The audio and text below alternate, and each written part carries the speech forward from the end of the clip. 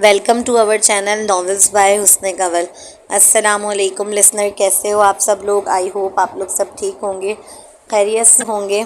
تو جناب، میں ہوں آپ کی ہوسٹ لائبہ سمیر، اور میں آپ لوگوں کے لیے لے کر آئی ہوں حسن کنول کا ناول بہو ہو تم کی کس نمبر 8 لے کر۔ تو آئیے ہم بغیر تاخیر کے اسٹارٹ کرتے ہیں۔ اپنی ساس کی بات سن کر وہ بری طرح جل گئی تھی۔ کیا مطلب اپنے شوہر سے بات نہیں کر سکتی وہ؟ اپنے شوہر کو صرف یہ کہنا کہ وہ سست نہیں ہے، زبان چلانے کے زمرے میں کیسے آ سکتا ہے؟ لیکن جس طرح اس کی ساس لال پیلی ہوتی آئی تھی، آگے بات ہو بھی نہیں سکتی تھی، اس لیے وہ خاموشی سے شکوے بھری نگاہ سے اپنے شوہر کو تکتی وہاں سے چلی گئی۔ کیا کر رہی ہو؟ وہ روٹی بنانے کھڑی ہو رہی تھی، آٹا تقریباً گوندھ چکی تھی، تب اس کی ساس کچن کے دروازے پر آ کر پوچھنے لگی۔ روٹی پکا رہی ہوں، بعد میں بنانے کھڑی ہو جانا۔ ضروری نہیں ہے، شوہر کو دکھاؤ کہ صبح ہی صبح کام میں لگا دیا ہم نے تمہیں۔ جاؤ، جا کر پہلے اسے اچھی طرح الوداع کرو۔ اس وقت کاشف سے بات کرنے کا اس کا بالکل بھی دل نہیں تھا۔ اس کے باوجود صرف اپنی ساس کے کہنے پر وہ ہاتھ اچھی طرح واش کر کے ٹیشو سے ملتی ہوئی اپنے کمرے کی جانب بڑھی۔ مجھ سے بھاگنا بند کرو گی تم؟ میں شوہر ہوں تمہارا، کچھ نہیں تو کم از کم میرے کام تو وقت پر کرو یار۔ میری بہن نے ٹائی نہیں نکالی کہ اب تمہاری بیوی آ گئی ہے تو تمہیں چاہیے تھا نکال کے رکھو پہلے سے، اب میں اینڈ ٹائم پہ ڈھونڈ رہا ہوں۔ وہ وقت کا بڑا پابند بندہ تھا، اس لیے ذرا سبھی لیٹ ہونا اسے چڑچڑاہٹ میں مبتلا کر رہا تھا۔ پہلے ناشتے میں دیر لگی اور اب اس کی ٹائی نہیں مل رہی تھی۔ کلثوم اور ماں نے ہر کام پر کہنا شروع کر دیا تھا کہ اپنی بیوی سے بولو، جبکہ بیوی محترمہ کو تو اس سے کوئی مطلب ہی نہیں تھا۔ اسے دیکھ کے ہی تو معلوم ہوتا کہ اسے تو بس موقع چاہیے دور بھاگنے کا۔ میں کچن میں کام کر رہی تھی، بھاگ نہیں رہی آپ سے؟ اب وہ مزید خود کو نہ روک سکی جواب دینے سے۔ وہ تو نظر آ ہی رہا ہے، مقابل جذبہ ہو کر تیزی سے بولا۔ کیا نظر آ رہا ہے آپ کو؟ مجھے بھی تو بتائیں۔ اس کا طنز بھرا جواب آگ ہی تو لگا گیا تھا اس کے تن بدن میں۔ دونوں ہاتھ فولڈ کر کے برہمی سے پوچھنے لگی۔ کچھ نہیں، صبح ہوتے ہی کمرے سے غائب ہو گئی تھی وہ لڑکی، پھر بھی ناشتہ اسے وقت پہ نہیں ملا۔ اس کا کیا مطلب سمجھے وہ؟ غصے سے دانت پیستے ہوئے کہتا وہ الماری کی جانب بڑھا، ایک ٹائی بے دہانی سے کھینچ کر نکالی اور اسے ہاتھ میں ہی لیے اپنا بریف کیس لے کر باہر کی جانب چل دیا۔ اس کی ناراضگی کو خاطر میں نہ لاتے ہوئے وہ بھی پاؤں پٹک کر کچن کی جانب چل دی تھی۔ اگلا سین۔ آج نا بھابھی افغانی پلاؤ بنا دینا، بہت دل چاہ رہا ہے۔ وہ دانش کو ناشتہ دے رہی تھی جب وہ فرمائش ظاہر کرنے لگا۔ مگر کھانا پک چکا ہے، امی نے کڑھائی اور روٹی پکوائی ہے آج، دو بدو جواب دیا۔ پورا دن آپ کا ویسے بھی فارغ ہے تو میرے لیے افغانی پلاؤ پکا دیں؟ میرا دل نہیں ہے بالکل بھی روٹی سالن کھانے کا۔ صرف کاشف ہی تو تھا جو صبح 7 بجے سے اٹھتا تھا، 1 بجے، باقی سب کا صبح کا ناشتہ تو 1 بجے ہوا کرتا تھا۔ یہی وجہ تھی کہ وہ دونوں طرف سے پس رہی تھی۔ 1 بجے تک وہ روٹی ہنڈیا سب سے فارغ ہو کر کچن سے نکل رہی تھی۔ صرف ناشتے دینا باقی تھا سب کو، جو دینے کے بعد اب اس نے سوچ رکھا تھا کہ وہ اپنے کمرے میں جا کے تھوڑا آرام کرے گی، لیکن اس معصوم کو کب خبر تھی کہ اس آرام پر بھی سب کی نظر ہے۔ فجر سے اٹھی ہوئی ہوں، اب بھی فارغ نہ ہوں کیا؟ اس کے لہجے میں تھکن کے سبب ہلکی سی جھنجھلاہٹ آ ہی گئی تھی۔ تمہیں پلاؤ کی فرمائش کرنی تھی تو فجر میں اٹھتے اور کرتے، یہ کیا 1 بجے آرام سے اٹھ کے کر رہے ہو جب سارے کام وہ کر چکی ہے؟ تو یہی تو میں کہہ رہا ہوں آپ سے کہ اب تو آپ فارغ ہیں پورے دن، بنا دیں میرے لیے پلاؤ۔ دانش جٹائی سے اپنی بات پر ڈٹ کر بولا۔ ارے بنا دو بہو، تمہارا دیور اتنی چاہوں سے کہہ رہا ہے، اس کی ساس وہاں آ کر تیزی سے بولی تھی۔ وہ ایسے بات کر رہی تھی جیسے دیور کی چاہوں کا خیال رکھنا بھی اس پر فرض ہے۔ امی میں تھک گئی ہوں، صبح سے کام کر کر کے۔ وہ انہیں احساس دلانے لگی کہ وہ بھی انسان ہے اور تھک چکی ہے صبح سے کام کر کر کے۔ لو جی، ایسا بھی کیا کام کر لیا تم نے، ذرا مجھے بتاؤ تو۔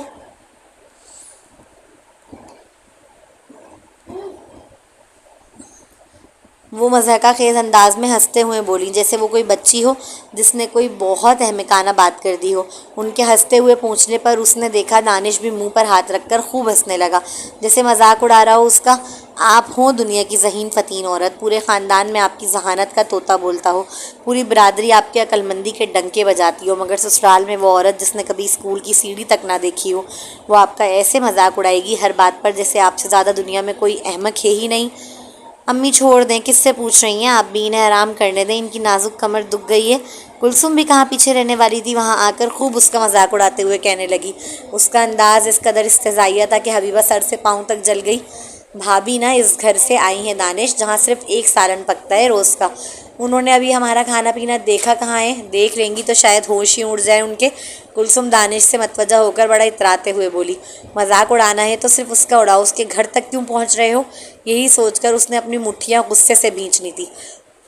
اچھا آ جاؤ، اچھا جاؤ تم آرام کرو، لیکن شام میں ہمارے یہاں مہمان آ رہے ہیں تو زیادہ کھانا بنیں گے، اس لیے دماغ تیار رکھنا، پھر نہ سنوں میں کہ میں تھک گئی ہوں۔ آخری جملے پر اس کی سانس بڑا جتاتے ہوئے بولی۔ شدت سے دل چاہا کہ انہیں جواب دے، زبان اس کے منہ میں بھی تھی، لیکن وہ ماں کی تربیت اور اپنا گھر بسانے کی کوشش تھی جو خاموشی سے خون کے گھونٹ پیتی وہاں سے چلی آئی۔ اگلا سین۔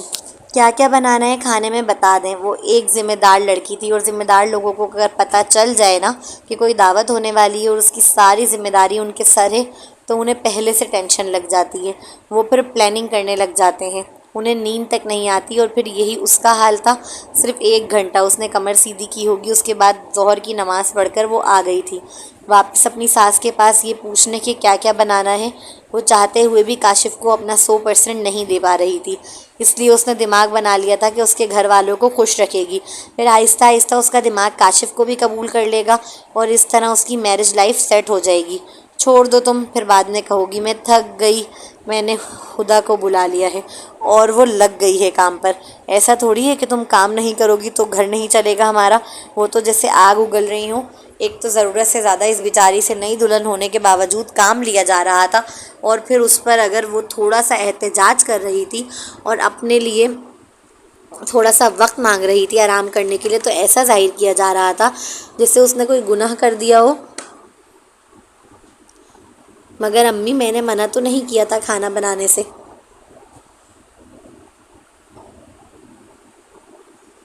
اس کی والدہ نے ہمیشہ یہی تربیت دی اسے کہ ساس کو خوش رکھنا، ساس ماں سمان ہوتی ہے، ساس کا خیال رکھنا، ساس کا احترام کرنا، اور وہ کوشش بھی کر رہی تھی اپنی جانب سے بھرپور، لیکن وہ خوشی نہیں ہوتی، ان کا ہر وقت کسی نہ کسی بات پہ منہ بنا رہتا ہے۔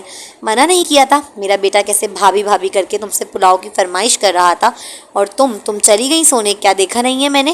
وہ جل کر کہتی وہاں سے چلی گئی تھی، جبکہ وہ افسردگی سے ان کی پشت تکنے لگی۔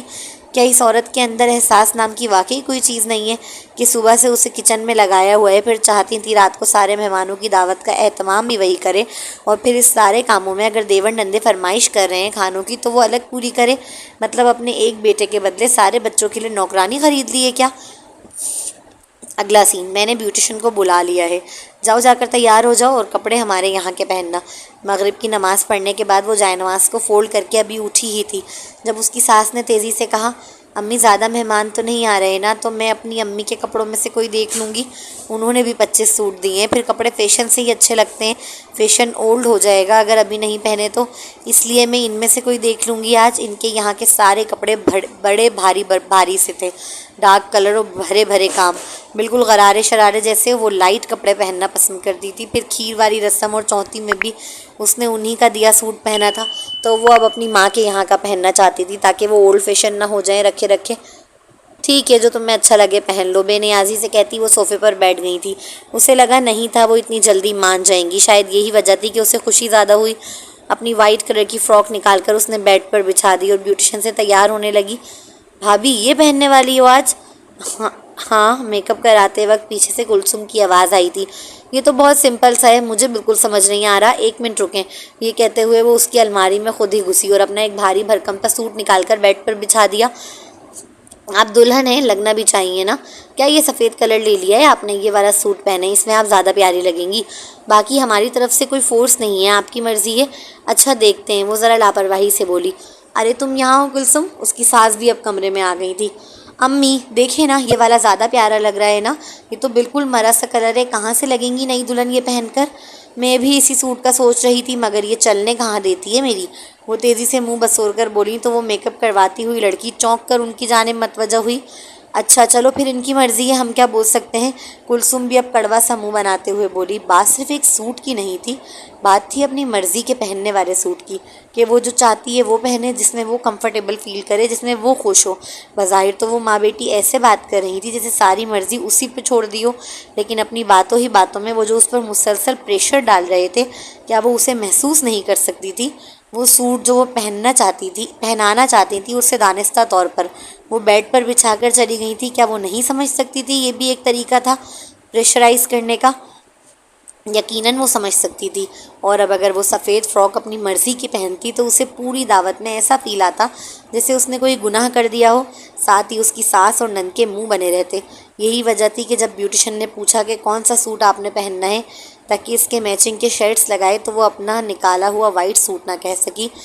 نصیب تو بھئی تمہاری بہو نے پایا ہے، کاشف جیسا نیک لڑکا اور تمہاری جیسی اچھی ساس۔ آئے ہوئے مہمان اس خوبصورت لڑکی کو دیکھ کر جو بنی سوری صوفے پر بیٹھی تھی اش اش کرنے لگے۔ بہو بھی بیٹی ہی ہوتی ہے، اور میرے لیے جیسی کلثم ویسی حبیبہ، جبکہ میری بڑی بیٹی پورا سسرال سنبھال رہی ہے، اتنا کام کرتی ہے کہ ہلکان ہو جاتی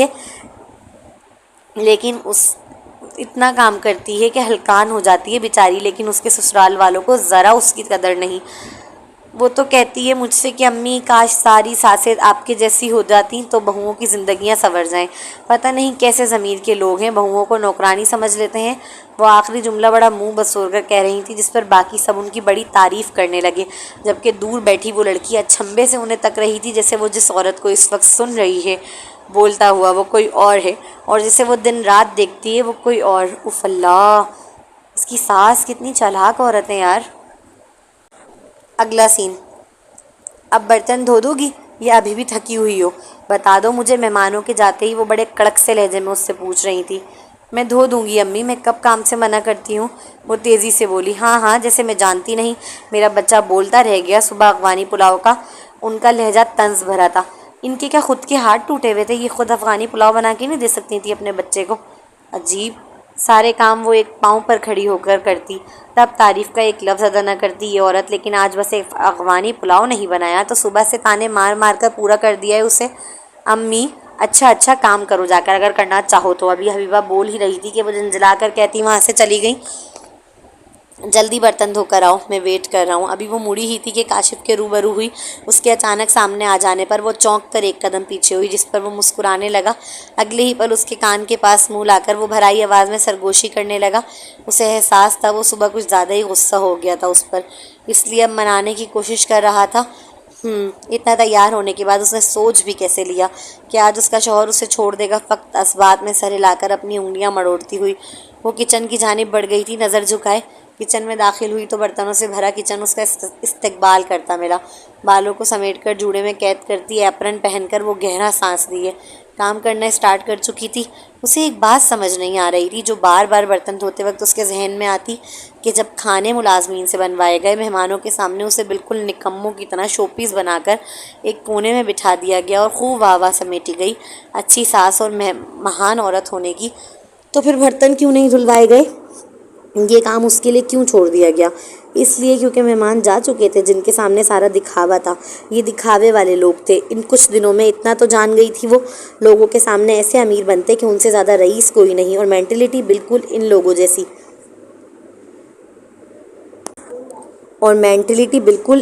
جیسی جو بالکل نئے نئے امیر ہوئے ہوں۔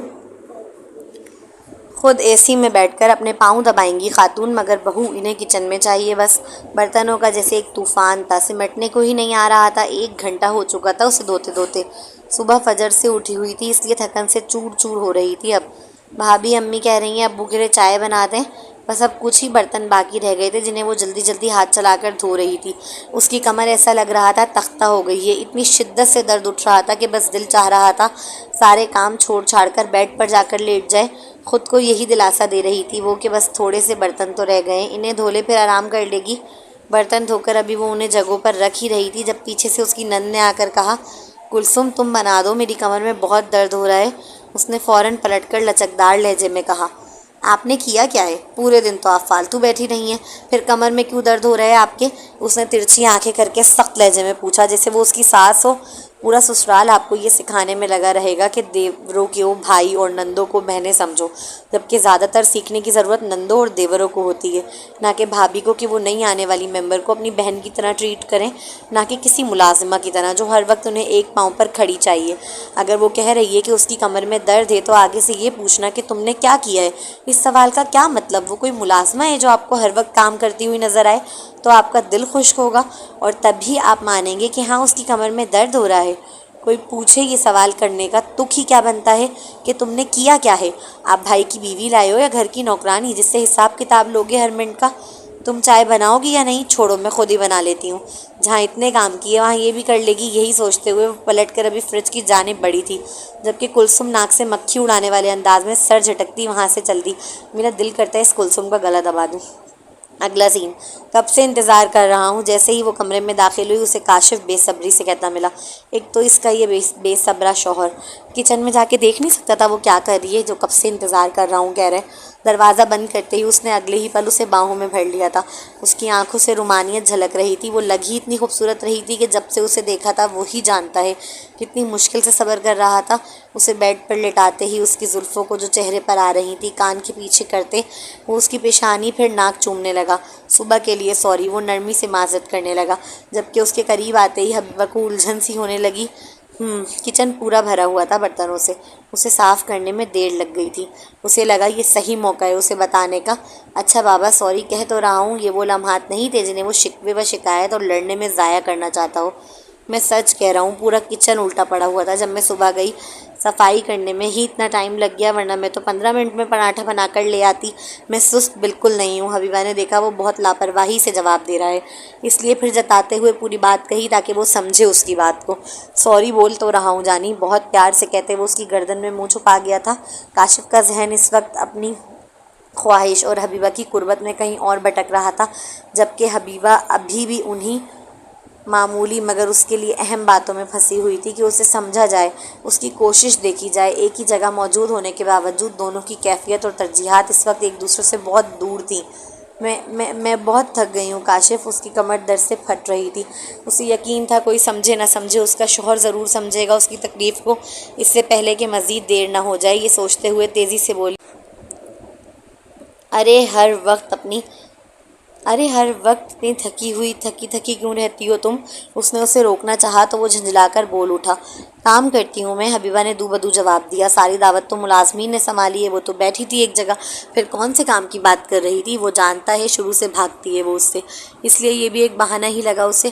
اچھا میں آرام سے کروں گا۔ اس پر قربت کا نشہ چھا چکا تھا، وہ پیچھے ہٹنے کے لیے تیار نہیں تھا، مگر پلیز وہ کوشش کر رہی تھی اسے روکنے کی، چونکہ اب صرف اپنی بیزاریت اور چڑچڑاہٹ تک بات مبنی نہیں تھی، اب تکلیف بھی ہو رہی تھی اسے، مگر مقابل نہ روکا۔ کچھ دیر بعد، پتہ نہیں کب تم مجھے دل سے اپناؤ گی، اس نے نروٹے سے لہجے میں کاشف کو کہتے سنا، جبکہ درد کی شدت سے اب اس کی آنکھوں سے آنسو بہہ رہے تھے جنہیں وہ ہاتھوں کی پشت سے صاف کرنے لگی۔ وہ نوجوان بری طرح جل گیا تھا جس کے سبب اب اسے نیند بھی نہیں آ رہی تھی۔ ٹائم پاس کرنے کے لیے وہ موبائل لے کر بیٹھ گیا، مگر دوبارہ حبیبہ کی جانب نہ دیکھا۔ اگلا سین، کمر میں شدید درد ہو رہا تھا اس کے، مگر ساتھ ہی کانوں میں فجر کی اذانیں گونج رہی تھی۔ درد اتنا جان لیوا تھا کہ چاہ کر بھی وہ آنکھ کھلی نہ رکھ سکی اور دوبارہ سو گئی۔ دوبارہ جب آنکھ کھلی تو کاشف ہڑبڑی سے واش روم کی جانب جاتا نظر آیا۔ او نو، میری نماز قضا ہو گئی۔ کمر کا درد اب تھوڑا بہتر محسوس ہو رہا تھا، لیکن نماز نکل جانے کا غم اس کے دل کو گھیر گیا۔ وہ کتنی ہی دیر تک صدمے سے اپنا چہرہ دونوں ہاتھوں میں گرائے بیٹھی رہی۔ تم ابھی تک اسی طرح بیٹھی ہو، کیا کرتی ہو یار؟ ناشتہ بنانے کب جاؤ گی؟ کب آؤ گی؟ مجھے لیٹ ہونا پسند نہیں ہے، میں نے کل بھی سمجھایا تھا تمہیں۔ وہ جلد بازی مچاتے ہوئے اس کے سامنے ہی اپنے بال ڈرائر سے سکھا رہا تھا۔ 15 منٹ میں بن جائیں گے پراٹھے تو تم تیار ہو کر نیچے آؤ، ناشتہ تیار ملے گا ٹیبل پر۔ اپنا غم سائڈ کر اب وہ جلدی سے اٹھی تھی تاکہ اسے فارغ کرے پہلے، ورنہ جتنا وہ لیٹ ہوگا اتنا غصہ کرے گا۔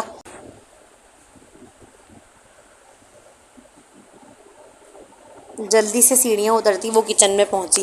ذہن یہی تھا اس کا کہ جلدی سے ایک چولہے پر پراٹھا بنائے گی، ایک پر چائے چڑھا دے گی اور 15 منٹ کے اندر اندر اس کا ناشتہ تیار کر کے اسے دے دے گی، مگر جیسے ہی کچن میں گھسی لمحہ بھر میں اس کی آنکھیں شوق سے پھیلی۔ وہ کچن جسے وہ رات کو چمکا کر نکلی تھی بالکل وہ دوبارہ گندا پڑا تھا۔ اسے سمجھ نہیں آ رہی تھی کہ آخر یہ لوگ کتنا کھاتے ہیں، آدم خور بھیڑیے ہیں کیا؟ مطلب پہلے دعوت میں اتنا کچھ کھایا، پھر بھی رات کو دوبارہ کھانے کی گنجائش کہاں سے آ گئی تھی؟ مگر آئی تو تھی، اور اب سامنے بکھرا ہوا کچن اس کی گواہی دے رہا تھا۔ مائکرو ویو گندا پڑا تھا جس میں سالن گرم کیا گیا تھا، مگر بعد میں اسے صاف کرنے کی زحمت نہیں کی گئی، اسی لیے کھانے کے خشک ہوئے ذرات اس میں الگ ہی نمایاں نظر آ رہے تھے۔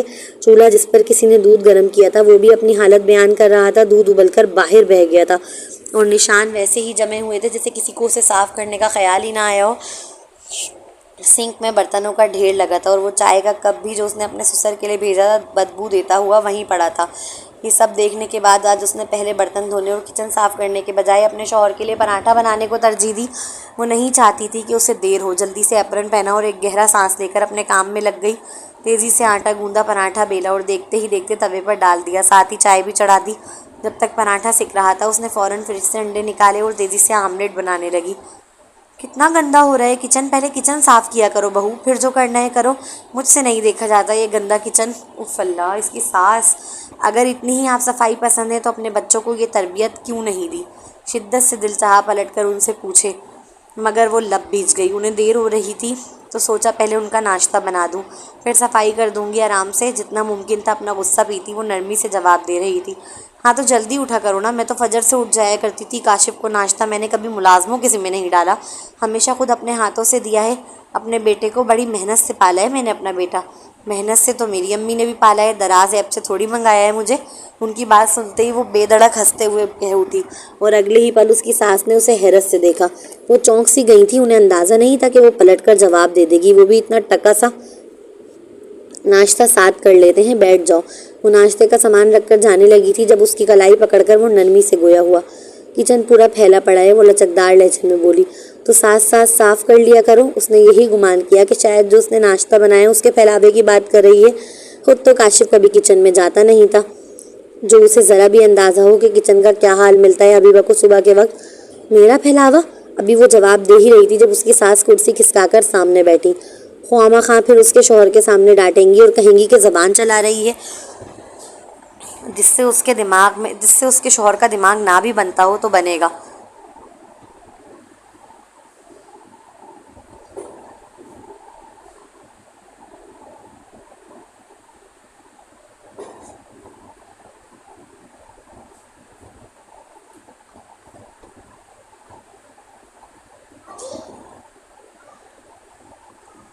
جس سے اس کے شوہر کا دماغ نہ بھی بنتا ہو تو بنے گا کہ وہ زبان دراز ہے۔ یہی سوچ کر وہ خاموش ہو گئی۔ اپنی ماں کو دیکھتے ہی کاشف نے اس کی کلائی خود ہی چھوڑ دی تھی، جس پر وہ فوراً کچن کی جانب بڑھ گئی تھی۔ اپنی آستینیں فولڈ کرنے کے بعد اس نے کمر کس لی تھی۔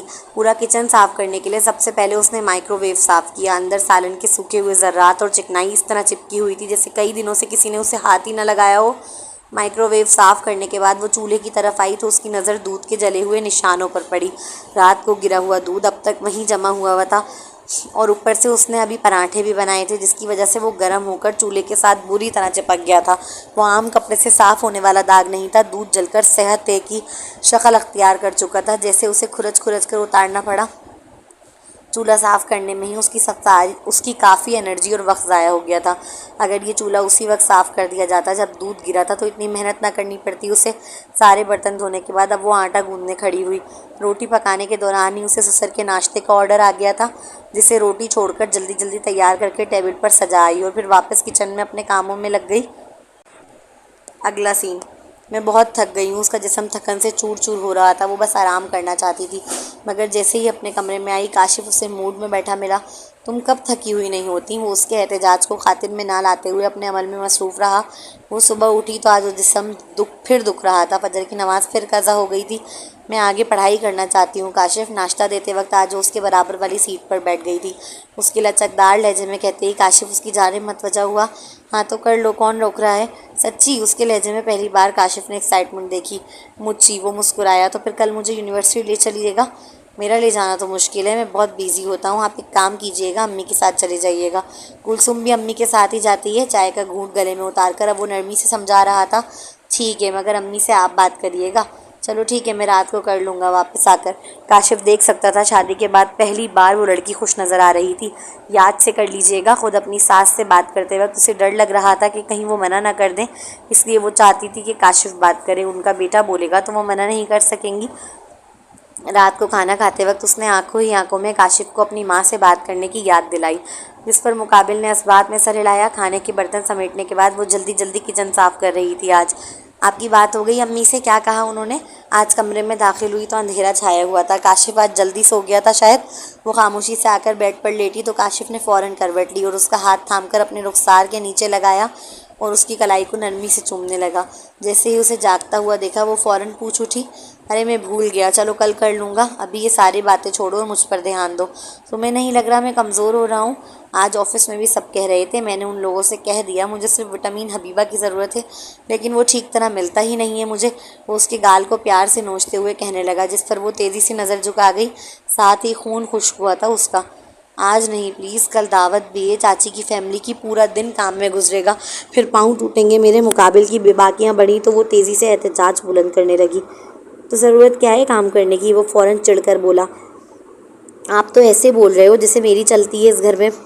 امی بولیں گی کام کرنے کا تو کیا میں منع کر دوں؟ وہ اس کا ہاتھ اپنی زلفوں سے نکال کر دور کرتی طنزیہ لہجے میں استفسار کرنے لگی، بس یہ کھانے پکانے وغیرہ کا ہی مسئلہ ہے نا؟ اور تو کچھ نہیں، میں بات کر لوں گا امی سے۔ آخری جملہ وہ مطمئن لہجے میں کہتا اس کی کلائی پکڑ کر اپنے قریب کر گیا تھا۔ مگر اور بھی تو کام ہوں گے نا پلیز۔ اس نے آج یہ نہیں کہا کہ وہ تھکی ہوئی ہے، کیونکہ کوئی فائدہ ہی نہیں تھا، وہ تھکن کے ورڈ کو سمجھتا ہی نہیں تھا۔ یار تم روز ہی روتی ہو، کوئی ایک دن بتا دو جس میں تم خوشی خوشی رضامند ہوئی ہو۔ وہ چڑھ کر بولا، لیکن شش، اب ایک لفظ نہیں۔ وہ اس کے ہونٹوں پر انگلی رکھ اسے چپ کرا گیا تھا۔ اگلا سین، امی میرے پاؤں میں بہت درد رہنے لگا ہے۔ یہ بتاتے وقت اس کی آنکھوں میں آنسو آ گئے تھے۔ اچانک پاؤں میں درد کیوں ہو رہا ہے، خیریت؟ وہ فکر مند ہو کر پوچھنے لگی۔ پورا دن کام میں گزر جاتا ہے امی، پھر رات میں الگ ڈیوٹی لگتی ہے، 1 مہینے سے یہی روٹین ہے، اور یہاں تو گرمی بھی بہت ہے، روٹی پکاتے وقت ایسا لگتا ہے میں بے ہوش ہو جاؤں گی۔ تم رو رہی ہو کیا؟ اس کی زخم بھری آواز اور گھٹا گھٹا سا لہجہ یہ بتانے کے لیے کافی تھا کہ وہ رو رہی ہے۔ نہیں تو وہ انہیں پریشان نہیں کرنا چاہتی تھی، لیکن وہ خود کو روک بھی نہیں پا رہی تھی رونے سے۔ میری بچی رو مت ورنہ میرا کلیجہ پھٹ جائے گا۔ تم تو مجھ سے ہو بھی بہت دور، میں تمہارے ابا سے بات کر کے آج ہی تمہیں بلواتی ہوں واپس۔ ہاں امی، مجھے کچھ دنوں کے لیے بلا لیں رہنے کے لیے، وہ منتی لہجے میں تیزی سے کہہ اٹھی۔ کچھ دن رہنے آنا یہ کوئی حل نہیں ہے بیٹا، زندگی بھر رہنا تو تم نے وہیں ہے۔ مجھے یہ سمجھ نہیں آ رہا، ان کے گھر میں تو اتنے ملازمین ہیں، پھر اتنی گرمی میں صرف تم سے کام کیوں کروا رہے ہیں؟ اس کی اپنی ماں سے جب بھی بات ہوتی بہت مختصر سی ہوتی، جس میں وہ انہیں بتاتی کہ وہ ابھی یہ کام کر کے آ رہی ہے یا یہ کام کرنے جا رہی ہے۔ اس وجہ سے وہ اچھے سے جانتی تھی کہ پورا کاشف کا گھر اس وقت ان کی بیٹی نے سنبھالا ہوا ہے، کیونکہ وہ اپنی خوشی سے کام کرتی محسوس ہوتی تھی۔ اس وجہ سے انہوں نے کبھی کچھ کہا نہیں کہ چلو بچی خوش ہے، مگر آج جب ان کی بیٹی رو رہی تھی تو پھر ان سے نہ رہا گیا۔ انہوں نے وہ اعتراض ظاہر کیا جو کب سے ان کے دماغ میں چل رہا تھا۔ کوئی دعوت ہوتی ہے تو سب سے پہلے مجھے تیار کر کے بٹھا دیتی ہیں اور کچن میں بھی آنے نہیں دیتی، ویسے ایک پلیٹ بھی منگانی ہو تو مجھے آواز دیتے ہیں سب یہاں، مگر مہمانوں کے سامنے سب کی زبان کلثم کلثم کرنے لگ جاتی ہے، اور وہ کلثم جو ہل کر پانی نہ پیے وہ مہمانوں کے سامنے ایسے بھاگ بھاگ کے کام کرنے لگتی ہے امی کہ میں کیا ہی بتاؤں، جیسے پورا گھر وہی سنبھال رہی ہو۔ مگر جب سارے مہمان چلے جاتے ہیں نا تو پھر دوبارہ میری کمبختی آ جاتی ہے، پورا گندا کچن میرے لیے چھوڑ دیا جاتا ہے جس میں برتن بھرے ہوتے ہیں۔ تو تم نے کاشف سے بولا؟ وہ تیزی سے پوچھ اٹھی۔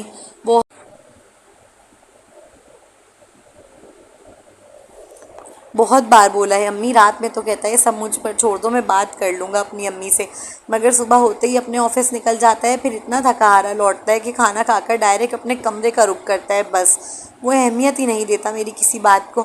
اسے صرف رات میں اپنی بیوی بستر پر چاہیے، پورے دن اس کے آفس جانے کے بعد میرے ساتھ گھر میں کیا ہوتا ہے اسے کوئی دلچسپی نہیں ہوتی یہ جاننے میں۔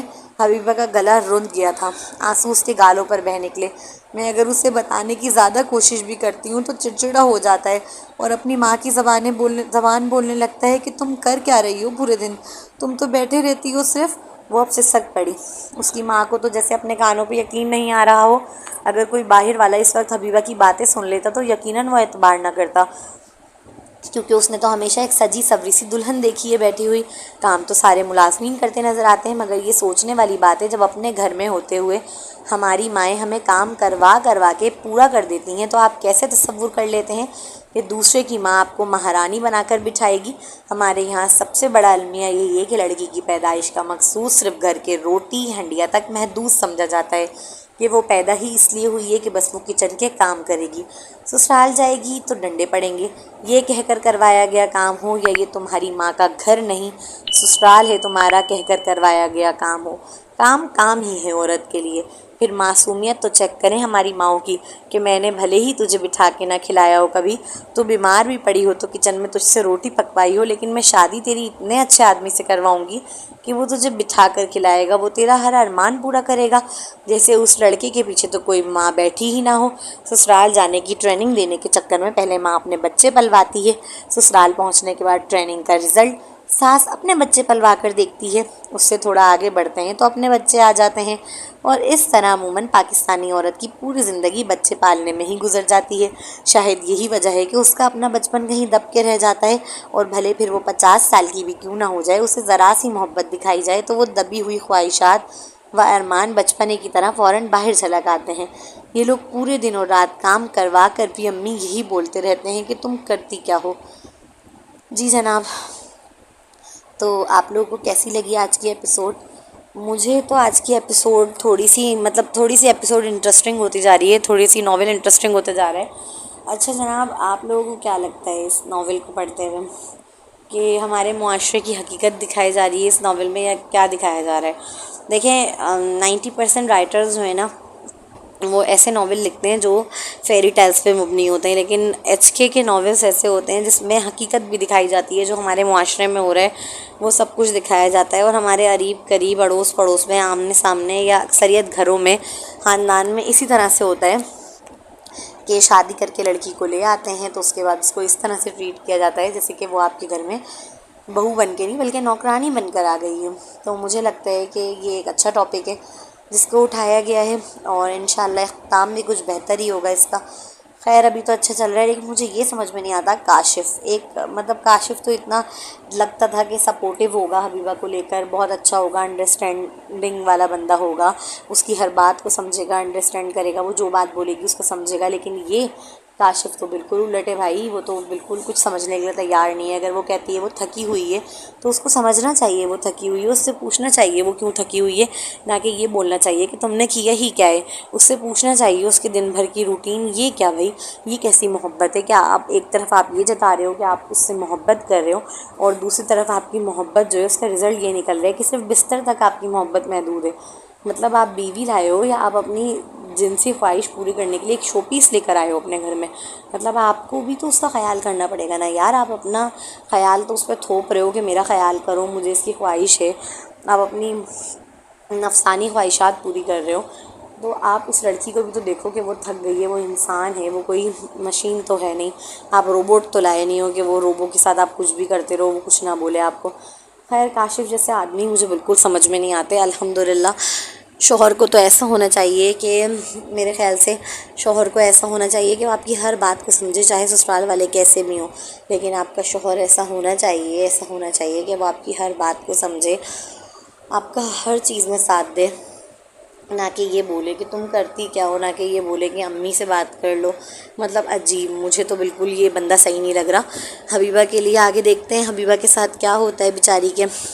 تو ملتے ہیں نیکسٹ ایپیسوڈ میں، جب تک کے لیے اجازت دیجیے، اللہ حافظ۔